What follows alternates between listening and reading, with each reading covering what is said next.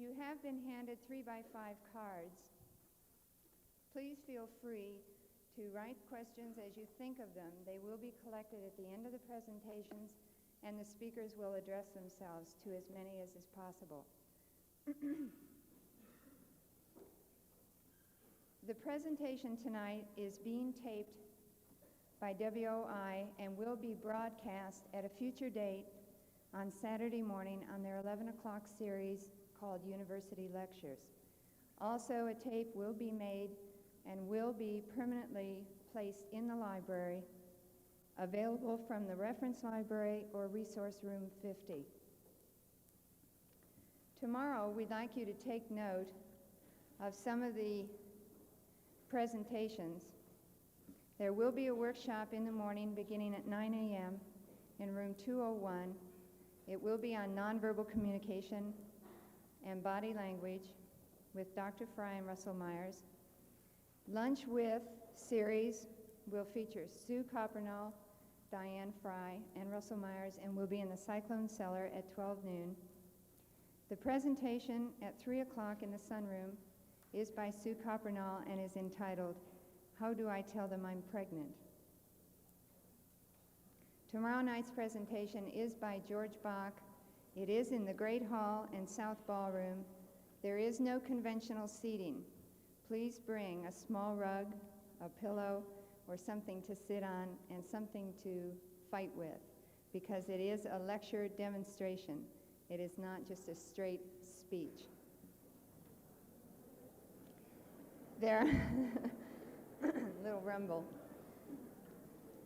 There is a permanent display room the entire week of the symposium in room 211. Featured are arts, textbooks, photographic prints, and other kinds of literature. Also, we have a film festival beginning tomorrow. It runs from 9 to 4. It is in the South Ballroom, and information about the length of the film, where it can be obtained, and what it is about will be available to you at the South Ballroom beginning at 9 a.m. in the morning. An interesting point to ponder is the realization that no amount of listening to a completely foreign language program on the radio will yield an understanding of that language. Yet 2 or more people can have a rudimentary knowledge, even a deep understanding of each other, using and reading sign language, intention movements, kinesics, facial expressions, and so on. Think about the last time you were attracted to someone and you knew that person was attracted to you. How did you both know? Because you said so? I doubt it. Some persons maintain that all behavior is communication, and all communication affects behavior. And here to help us look at nonverbal elements in human behavior and human sexuality are Dr. Diane Fry. She is a counseling psychologist with a private practice in Dayton, Ohio. She is also an assistant professor in the Department of Counselor Education and is the assistant dean of the College of Education at Wright State University, Dayton, Ohio. Also, Russell Myers. He is the assistant professor of speech and education at Iowa State University, and you may have noted in the program that Russell is as interested in the body language elements of human communication as he is in speech patterns. Our guest.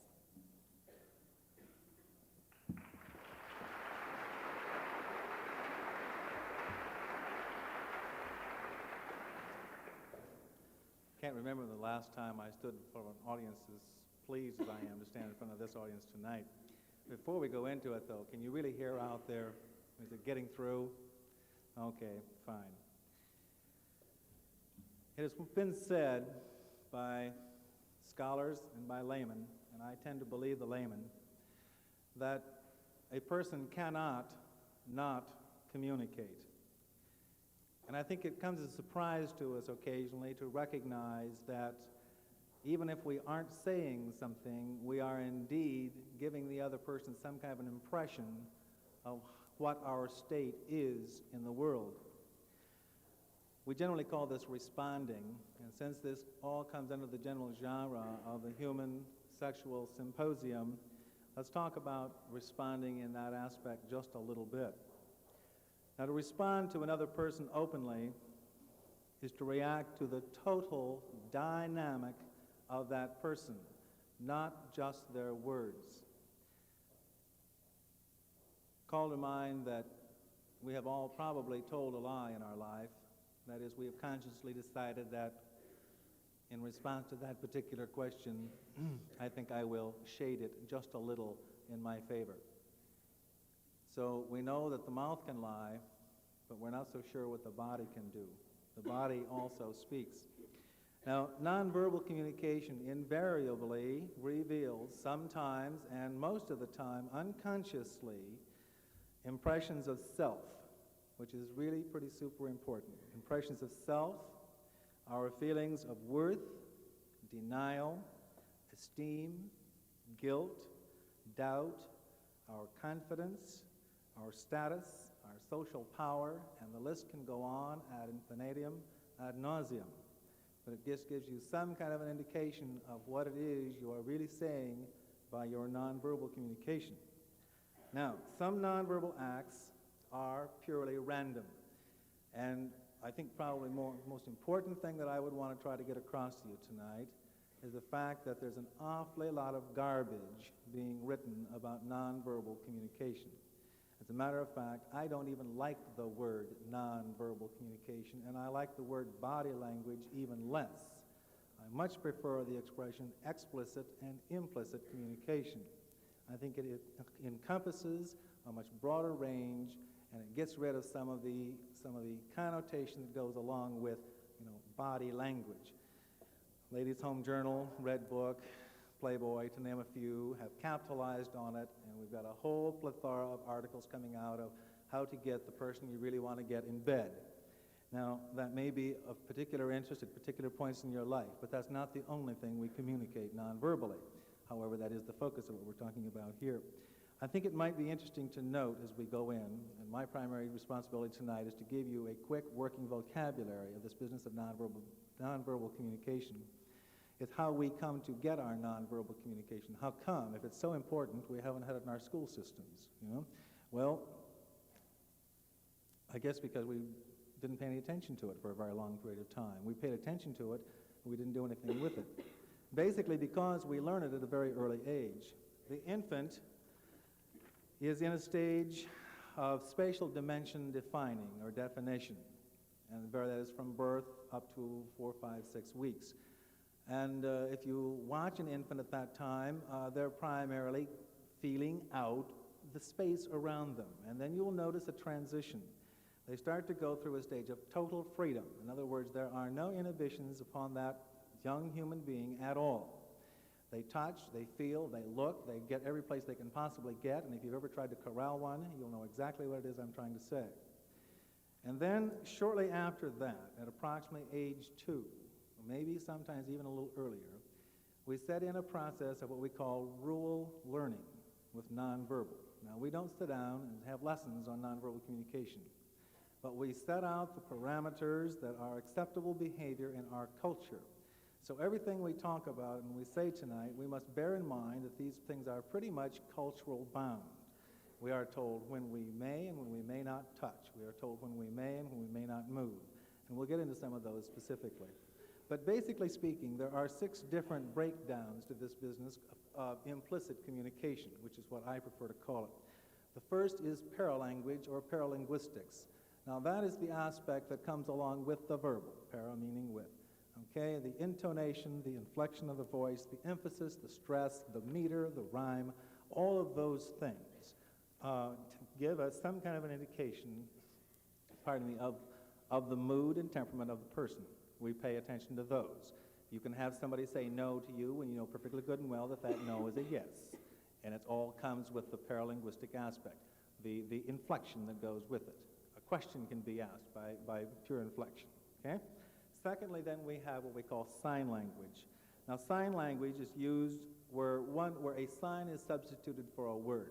The hitchhiker symbol, for example, classifies clearly. Rarely do we misinterpret that, in our particular culture. You go into another culture, though, and you use that sign, and you're going to be in serious trouble. We have one similar to it, and we use a different finger.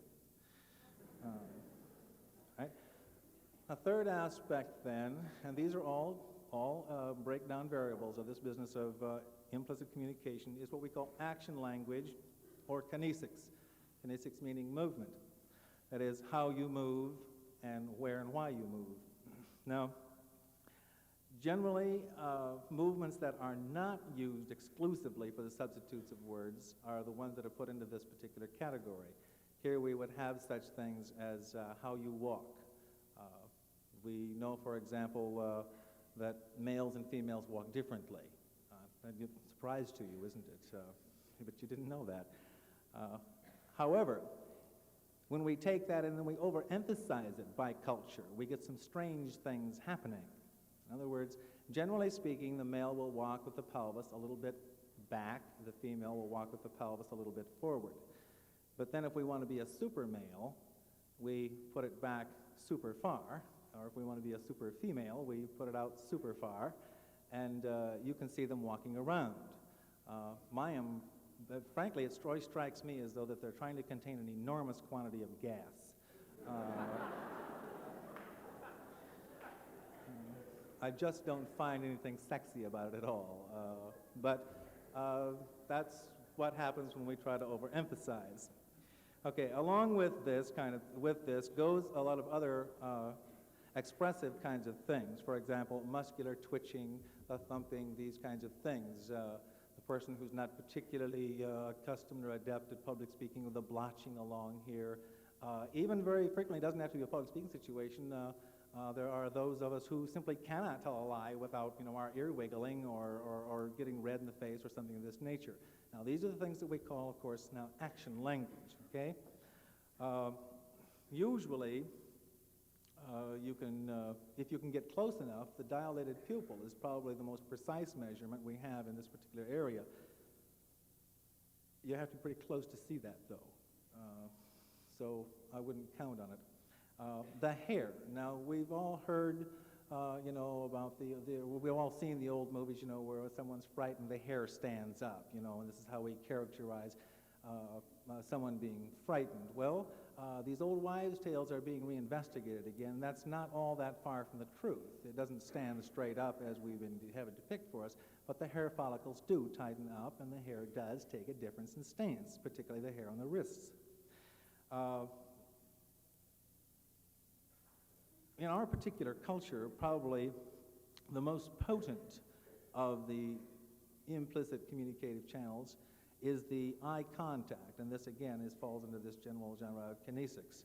Eye contact is probably, as I said, the most potent, primarily because we can even measure it in hundredths or thousandths of a second.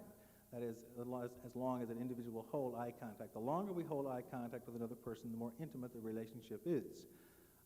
And I'm sure you've met the kind of person who will never give you any kind of eye contact at all. Well, you come away, I believe even in the last campaign, we had a poster where you could not see directly into the eye of the person on the poster, and the expression was, "Would you buy a used car from this man?" Clearly designed by some diabolical individual in the back of a PR room, something of that nature. But normally, we hold contact very short periods of time in microseconds, unless the relationship is a fairly intimate relationship. Okay, moving on then, we have a fourth type, or a fourth category that we call object language. Now, under object language would go such things as, of course, art objects, those things that you surround yourself with, the kind of art you buy, the kind of clothes you buy and wear. Tell us something about you. We'll get into this probably a great deal deeper a little later. The decorations you have in your room, those kinds of things. In other words, the objects you surround yourself with, the kind of hairstyle you choose. I'm always amazed, having been around the university for quite a number of years, to think back when it was hard to find a male with a long hair. And now it's just the opposite. It's very hard to find one without. Well, what happened? What happened was our object language changed. Now, whether something inside changed is another story. Okay, a fifth type is what we call tactile communication, and that's touch. And that is probably, and to me, probably the most important, and ranks second in potency only to eye contact. It is the first experience we have as infants. We are touched, and we touch in return. We really have no other way of communicating with the world. The medical profession considers this so serious that they even can list lack of touch as a cause for death. The legal word is marasmus. It's been clearly demonstrated in laboratories that an infant who is not given the proper amount of cuddling and touching can grow up with enormous psychological problems. B.F. Skinner is one who's worked in that area very intensively. Now, as a matter of fact, it manifests itself in many, many ways. We know for a fact that deprivation of touch or early tactile experience can have a profound effect on such things as speech, cognition, symbolic recognition, reading, as well as the individual's capacity, of course, for mature tactile communication, which, when you compare it to some of the others, is pretty important. Now, we move on, as I said earlier, to a second developmental stage of this tactile development, and we go through our prohibition periods. We learn then that we can touch in such formalized situations as our rituals, and our culture is shot through with rituals, and of course, human sexuality and sexual courtship is one of those, and we'll get to that very specifically in a few moments. Approach and avoidance kinds of situations clearly fall under the tactile. If you do not want to be approached or you want to avoid someone, you prevent them from touching you. All right. In adult, I would say that tactile communication is probably the most important in our culture. Second now, of course, to eye contact, because we so consistently attach sensuousness with touch. Sixth, then, is what we call space language or proxemics. That is, how close you are to me, our psychological space. Now, in our culture, it's about one arm's length at the closest, unless it's a very intimate relationship, and then it can move in. And this, of course, is not true of other cultures. There are other cultures in which it's much, much closer, or even much, much further away.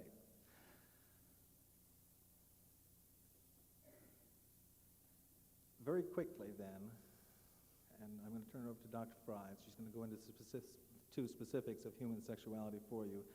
I want you to remember that one of the most important thing that I want to say to you is that you cannot not communicate. Okay? Keep that in mind. And any time that you want to communicate with someone, the more channels you have, the better the communication is going to be. If you simply want to keep it as a very narrow relationship, then the verbal is just fine. But if you want that relationship to get deep, and strong, and intense, then keep opening up the channels. Not just one channel of the nonverbal, that word again, but keep opening up other channels as we go along. Now, strange as it may seem, we have reached a point in our culture where we're paying attention to this. And one would think that we would have done it a lot longer ago. But there are probably a lot of reasons for these, and there's a lot of blame to be placed. But I don't think that that's any excuse to place blame. I think what we need to do is turn around and look at ourselves and say, okay, what's tomorrow going to be? Not why am I so bad today, but what is tomorrow going to be? And we're going to exchange a little later. I'll turn it over to Dr. Fry now.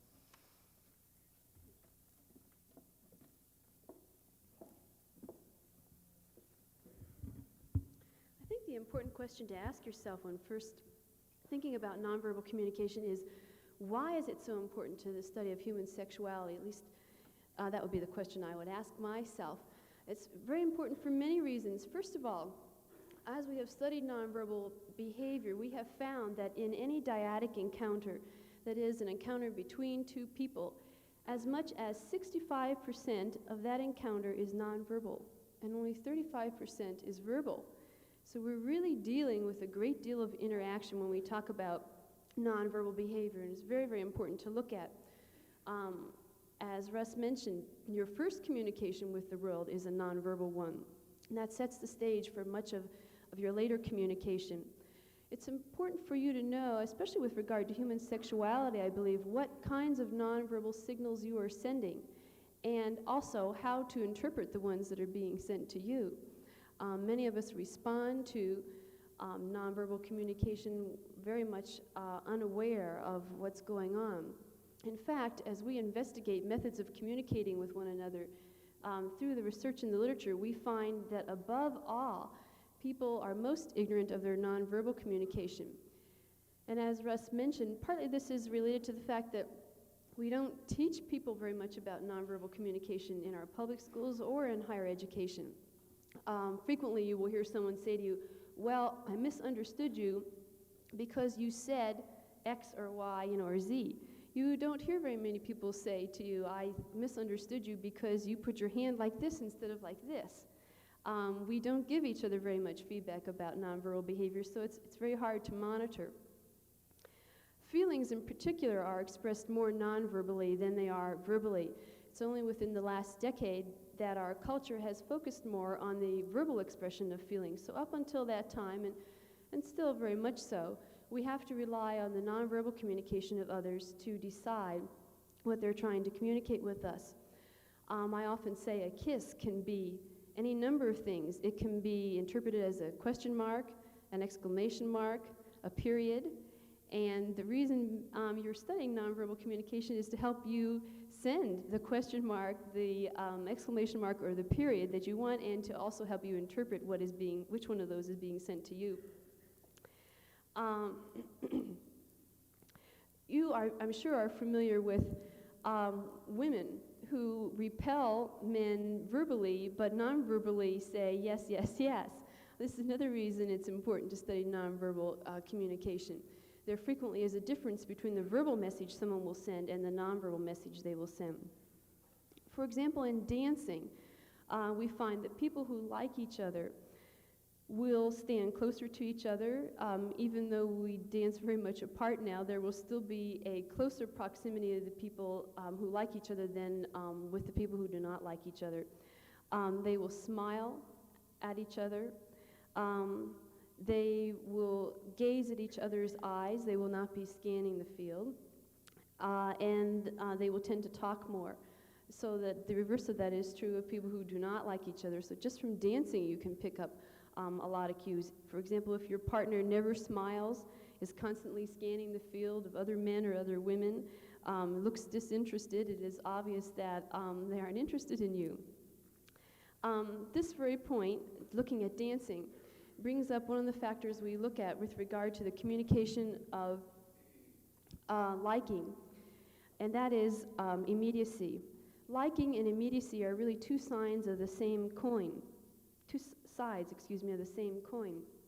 Liking encourages greater immediacy, and immediacy, therefore, encourages more liking. When people like each other, we find that they are more immediate with each other, and we usually measure that in spatial terms and temporal measures. What I mean by that is they sit closer to each other. People like each other, they sit usually across from each other and lean forward towards each other. They have more eye contact. They converse more. We find that people who like each other will choose immediacy over other methods of communicating.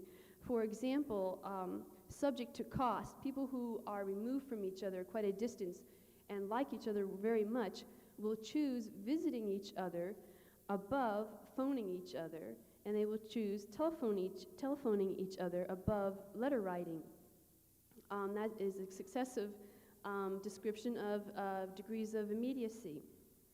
Another thing that we look at with regard to the communication of interpersonal attractiveness or liking in nonverbal areas is facial expression. Facial expression is the clearest sign for liking. It outweighs any body orientation. It outweighs other kinds of nonverbal communication by far. In fact, we have found through the study of facial expression that not only is it a very good communicator of liking, but it is an excellent communicator of feelings. In fact, we have studied it to such specific that we have found, and this is usually written in equation form, that the total liking a person has for someone equals 7% verbal liking, 38% vocal liking, plus 55% facial liking. So we put all those together somewhat in equation form. And if we find, for example, that if you have a telephone conversation with someone and the message you get is somewhat contradictory in as much as the vocal liking is positive, that message is positive, and the verbal liking message is negative, what you have is primarily then a positive message, because 38% of that message has been sent positively. If you have, for example, a message where the verbal liking is positive and the vocal liking is negative, we call this an example of sarcasm, you have a more negative communication. These are all, I think, important things to look at. We live in an American pattern which very much, as Russ mentioned before, discourages touch. Touch is another communicator we look at in the whole area of nonverbal behavior. I mentioned liking and immediacy, facial expression, and now touch. Touch is very, very important. Mutual touching and mutual gazing are the two best communicators of intimacy that we have in the area of nonverbal communication. Unfortunately, touch is somewhat difficult to study in our culture since it is so much discouraged. You'll notice elevator behavior indicates this very much. In an elevator, we, quote unquote, hold ourselves in. We're all very close to each other, but we kind of hold ourselves in. And we don't look at each other very much because it is forcing us into a situation which communicates more intimacy than most of us would desire. We have an inconsistency of meaning there again with two nonverbal behaviors, eye contact and touch. This is quite different in other cultures. In European cultures, for example, also the concept of Australian mateship, of course, is very, very different with regard to touch. You will find Australian men touching each other a lot. There's a lot of mutual touching that goes on there that is not tolerated very much in our own culture. Bodily contact, therefore, is a good indicator of whether a person would like to become more intimate or would like to become more involved with a person, or whether he likes someone. It somewhat depends on the situation, though, in question, and also depends on the relationship the two people have together. For example, having your hand being, let me phrase it this way, shaking hands on a reception line really communicates very little. However, not having your hand shaken in a reception line indicates a lot. Getting a kiss from your aunt is very different than being kissed for the first time, for example, by a person who is very desirable to you. We also find with regard to touching that, with regard to the Kinsey studies, for example, there are some parts of the world where the missionary position, for example, with regard to human sexuality, is never used. Girard did an interesting study in 1966 in which he counted the frequency of contact of couples in cafes in cities across the world. And he found, for example, in San Juan, Puerto Rico, that in 1 hour the contact between couples was 180 times. In Paris, it was 110 times. In Gainesville, Florida, it was 2 times. And in London, it was 0. Also, with regard to touch, we have not only mutual touching or touching of another person, but we have what we call autistic gestures. That is when you touch yourself. This is another good thing to look at with regard to determining whether someone is interested in you, or with regard to whether you are expressing an interest in someone else. We find that when a person is very involved in listening to another person, there are very few autistic gestures that he engages in. For example, you find very little of this or this, these are all autistic gestures. You don't see very much of that when someone is very deeply interested in another person. In terms of measuring intimacy, we've been talking very much about liking. And to move on now a little bit more to talking more specifically about intimacy, We have researched intimacy to the point where we have found very specifically that intimacy is a function of the following four concepts: proximity, eye contact, smiling, and a personal topic of conversation. Relative to proximity, of course, we also have involved touch. Touch is somewhat of a subset of that. And we have what we call personal life spaces. We find that each of us has a personal life space. That personal life space, this nonverbal area in front of us, decreases as we tend to like someone more and more. We also have found from research that females stand closer than males to the same-sex target, about 5 to 3 inches generally. Proximity, of course, varies according to social situations. At a crowded party, you are more likely to stand close to people than you are in an office situation or than you are in someone's home.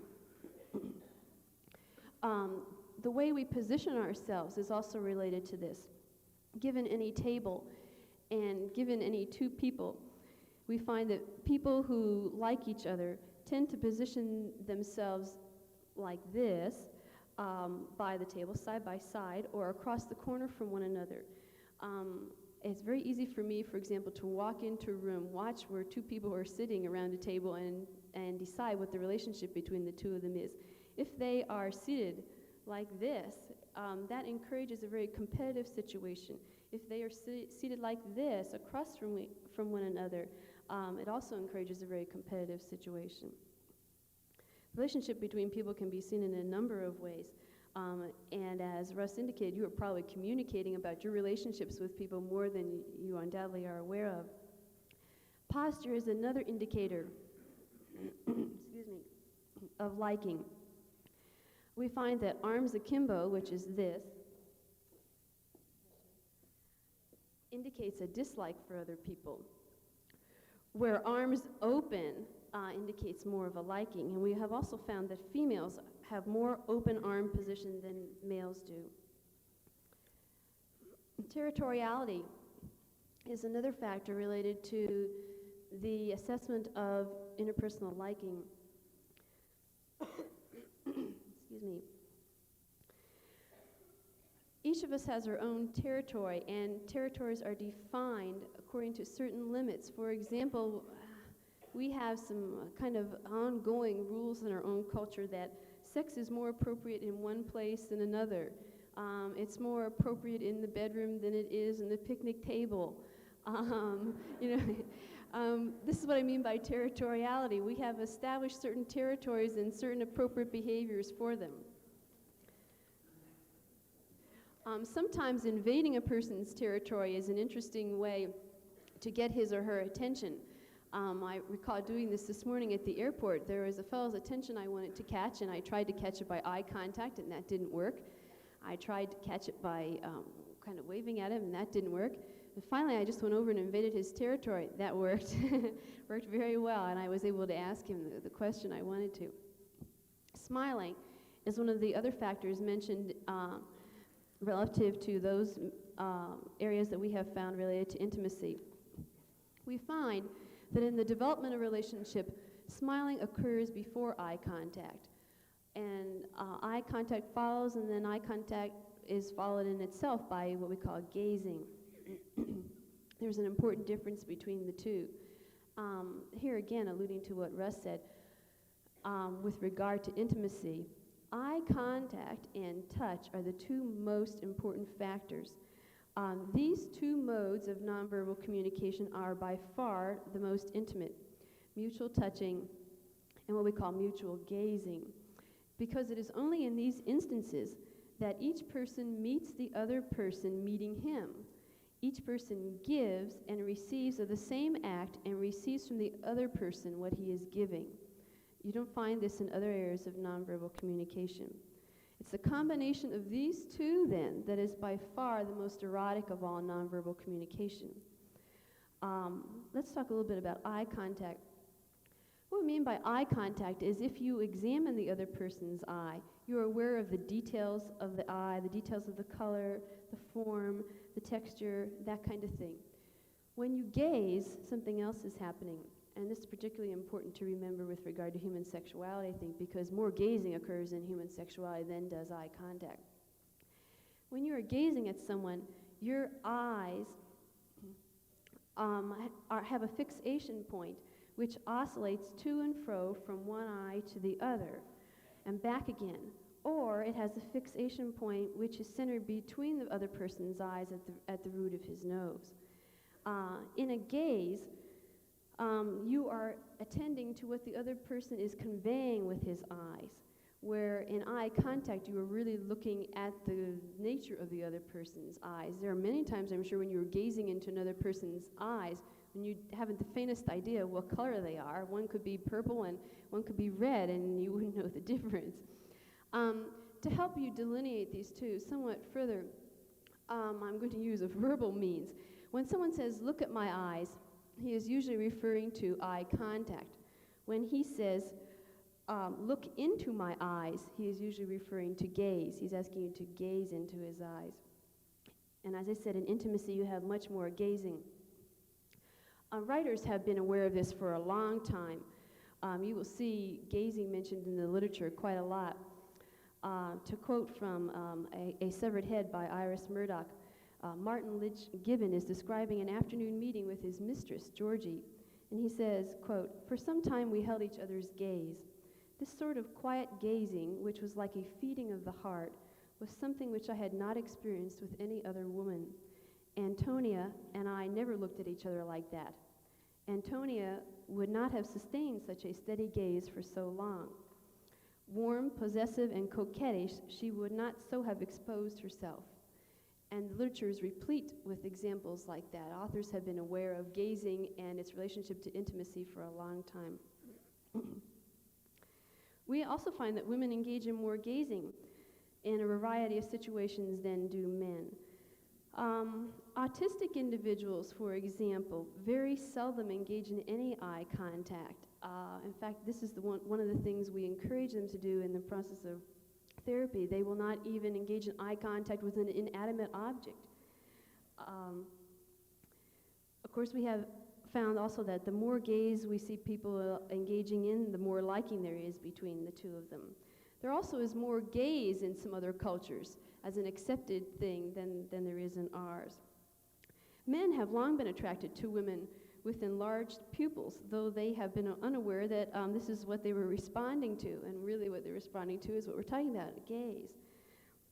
Some other things we found out about gaze and about eye contact. When listening, there is more visual attention given to the other person than when talking. We have what we call in the research literature look, speak, and look, listen variables that we investigate. And as I said, we do find that people pay more visual attention when they are listening than when they are talking. As time goes on, there is less visual monitoring that goes on between two people than there is in the beginning. When we find two people, one of whom is in a more powerful position than another, and this is also a good way to determine whether the person you're with thinks that he is better than you are, or she thinks she is better than you are, that kind of thing. We have found that when one person has more power than other, he either assumes it or has been given it, there is less look-listen by that person in the exchange, in that dyadic encounter. It's very interesting also to watch how people break a gaze. Obviously, you can't go on gazing at each other forever and also engaging in mutual touch, although you would wonder by looking at some of the films sometimes that are on the market. We find, for example, that there are left lookers and right lookers with regard to breaking gaze. Left lookers tend to be more subjective individuals. They are person-oriented. Right lookers tend, of course, to be more cognitive, and they're more objective. They are people who are, of course, left hemisphere dominant. There are also factors that are important, and they're very much related, of course, to the topic of human sexuality. There are many inconsistencies among nonverbal behaviors. This is what makes it very difficult to discuss. It's very difficult to cookbook this kind of thing and to say, now, if this happens, that means that, and if this happens, then that means something different. Because it's a very difficult subject to investigate. We have found, for example, that if we have observers watch facial expression of an individual, their head, we have them watch from here on up. Many times, they will make an assessment that is very different from the observers who are watching the same person, only they're only watching the legs and feet. So that on occasion, some research has indicated that the observers said that this female was very sexy, was very seductive, was very coquettish, and they were watching her legs and feet. And the other people were watching the same individual, and they're watching her head, said she was very controlled, very serious, very cold, that kind of thing. So sometimes we get these inconsistencies among nonverbal behavior, and it makes it a little bit more difficult to study. There are cultural variations, too. As I mentioned before, with regard to touch and with regard to gaze. There are even some cultural variations within our own country. For example, we find that among certain groups of people, there is more touching. Among other groups of people, for example, I mentioned the Pennsylvania Dutch, since that is my own heritage, there is less touching. You find very little eye contact among the Pennsylvania Dutch, for example. So some of these things we've been saying about eye contact cannot automatically be generalized to every individual and in every situation. In summary, I'd like to say that there are 4 basic areas to be thinking about when you're thinking about what you are communicating to other people nonverbally and what other people are communicating to you. The first is your own nonverbal communication. We call those autistic gestures, those things that you're doing to yourself, these kinds of things. Another example of that might be like autoerotic leg movements, those kinds of things. There's that nonverbal communication that is just yours, you're doing it to yourself. Then there's that area of nonverbal communication that you are sending to others, you're sending the message to others. Then, we have to keep in mind the incongruencies between the verbal behavior and the nonverbal behavior. As I mentioned, you are all familiar, I'm sure, with situations where a man or a woman will say no, no, no, but their nonverbal behavior will be saying yes, yes, yes. So those are important things to look at. And then fourthly, there are inconsistencies between the nonverbal behaviors themselves. You will have hand movements saying something that leg movements do not, and vice versa, and that's also something to investigate. All these things have to be put together like pieces of a puzzle in order for you to have an accurate interpretation of what's going on. I think we'll entertain questions from the floor now.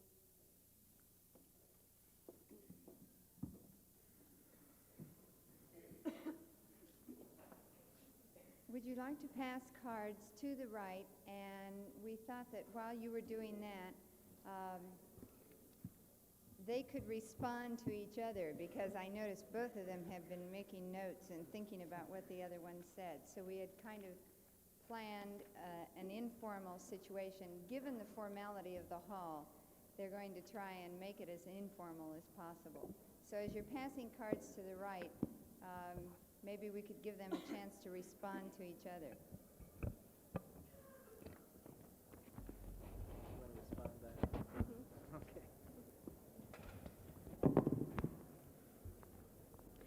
One thing I wanted to mention with regard to something Russ said that I had not had as a part of what I wanted to talk with you about. He mentioned how we're very unaware of our own nonverbal behavior. And I wanted to mention those people whom we call nonverbal liars. There are some people, they are by far the exception, who are very aware of their own nonverbal behavior. And this group of people includes, and of course there are exceptions to this group of people too, as in anything when you're talking about human behavior.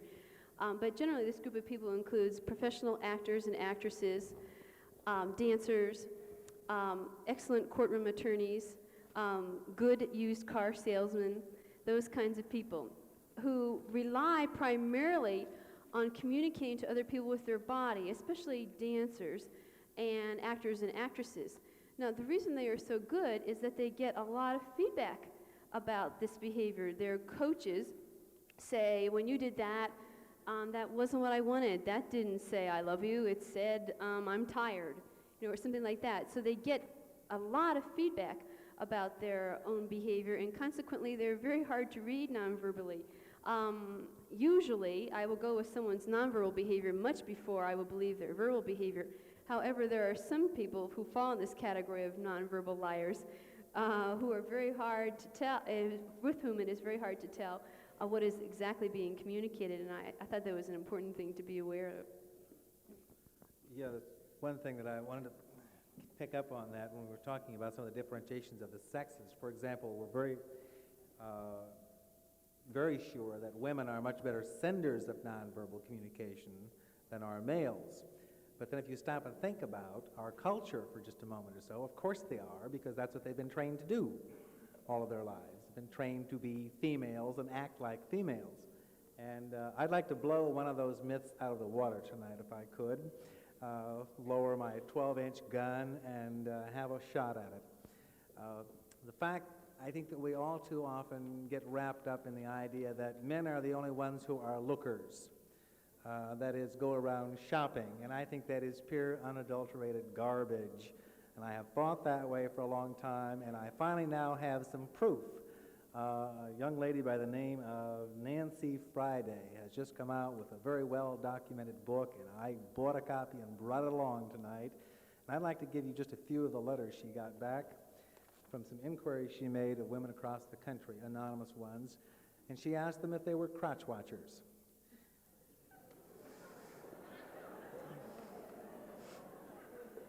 And,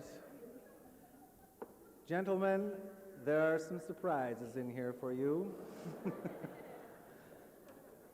To the woman they were. Faye, for example, had this to say: "When I walk down the street, I constantly watch crotches. I try to imagine what the penis is like. I am especially turned on when the man's pants bulge." Okay? Now that is the mildest one of all. I would like to lay dead in its coffin with a stake through its heart, at long last, the myth that men are the only lookers. Women are also looking back. Okay. This is called moving along from gazing and touching to the nitty-gritty. Okay, we have, to kind of show you how casual this is going to be, I thought we really should try and take care of as many questions as we have. So the first one is, you still didn't say how to get him in bed.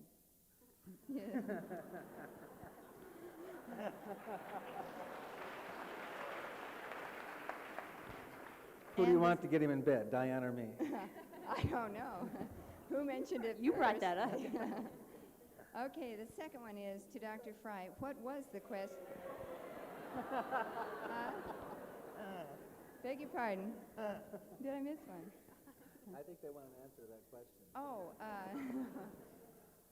well, Let me start take off. the conversation this way.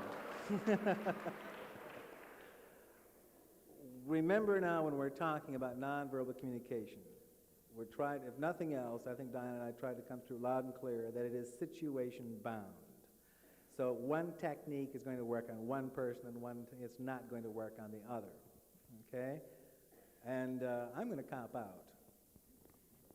Seriously, that is a difficult question to answer because everything is so situationally specific, and in addition to what we've been talking about already, people have very idiosyncratic ways of communicating non-verbally. For example, in February, I was hospitalized in Mexico with a skull fracture. Subsequently, I asked a relative of mine to come take care of me. I spoke no Spanish and they spoke no English. And as we were leaving the hospital, the doctor approached her head on and gave her the biggest bear hug you've ever seen. He said, "Don't worry, you know, everything is going to be fine." And she was just aghast. She was just astonished. Now this happens to be a common way of communicating in Mexico. When we're talking about proximity, we're talking about people's personal life space. It's very small there, and people do touch each other much more so than we touch each other. And so she was very much taken back, especially since she comes from Pennsylvania Dutch country herself, where very little, even less touching than is generally common in our country, is engaged in. And she was very much taken back, and his nonverbal response to that was one of being hurt and feeling very rejected. And I was hoping that she would recoup it because he was just trying to be very nice, and finally she did grab him on the side of the arm, and she said, "Thank you very much, for everything you've done." And she smiled, and she maintained eye contact with him, and she recouped it. Now, with some other person, a bear hug like that might not have been as devastating. It might have turned them on. It's all very, very situationally specific. There are some general guidelines, as we've been talking about, in terms of mutual touching, mutual gazing, eye contact, smiling, getting close to the person, and that kind of thing. But some things depend on the person. There are people who have higher and lower tolerances of personal life spaces, that kind of thing. So it's difficult to cookbook that.